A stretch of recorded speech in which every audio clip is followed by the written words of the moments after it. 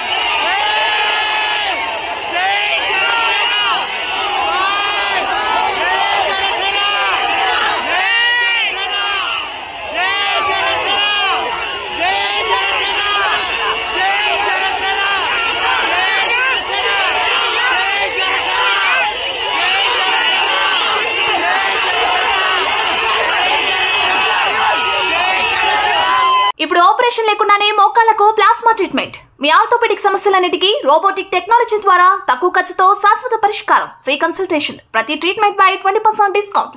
ఈ ఆఫర్ కొద్ది రోజులు మాత్రమే. త్వరపడండి. V9 hospitals 9281465842.